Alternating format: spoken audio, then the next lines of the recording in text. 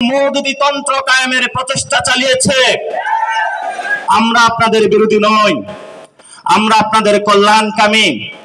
আমরা চাই সত্যিকার অর্থে বাংলাদেশের একটি গণতান্ত্রিক পরিবেশ সৃষ্টি হোক, যেই গণতন্ত্রের মধ্য দিয়ে জনগণ আপনাদেরকে সম্মানের আসনে আসীন করবে এবং আপনারা জনগণের কল্যাণে নিজেদের জীবন ব্যয় করবেন। কিন্তু ইতিমধ্যে আমরা দেখেছি ডাকসু ইলেকশনে শিবির যখন সবাইকে নিয়ে প্যানেল দিয়েছে, কিন্তু প্রথমেই নায়াসিনামাইড ও স্যালিসাইলিক সমৃদ্ধ লিলি ফেস ওয়াশ যা ফেসের ডেড স্কিন সেল দূর করে দেয় দ্বিগুণ ফাস্টার ব্রাইটেনিং। ছাত্র সংসদ নির্বাচনের পরে আল্লাহু আকবার বলে স্লোগান দিয়েছে। আমরা বাংলাদেশে আল্লাহু আকবার স্লোগানের বিরোধী নই, কিন্তু ছাত্ররা আপনাদেরকে যেই কারণে ভোট দিয়েছে, আপনারা এই পর্যন্ত ইউনিভার্সিটির সমাধান কল্পে একটি প্রকল্প জনগণের সামনে হাজির করতে পারেন নাই।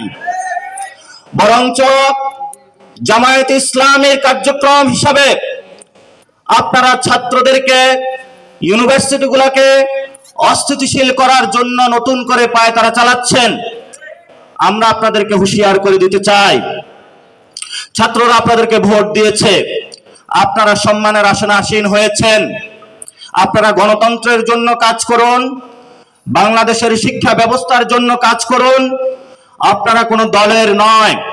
যারা ডাকসুতে বসেছেন, আপনাদের নিয়োগদাতা ছাত্ররা কোনো জামায়াত ইসলামী নয়।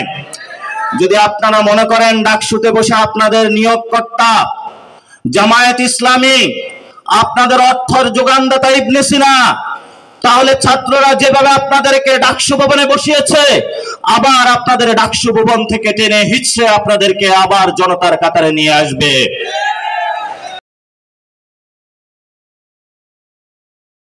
নায়াসিনামাইড ও স্যালিসাইলিক সমৃদ্ধ লিলি ফেস ওয়াশ যা ফেসের ডেড স্কিন সেল দূর করে দেয় দ্বিগুণ ফাস্টার ব্রাইটেনিং।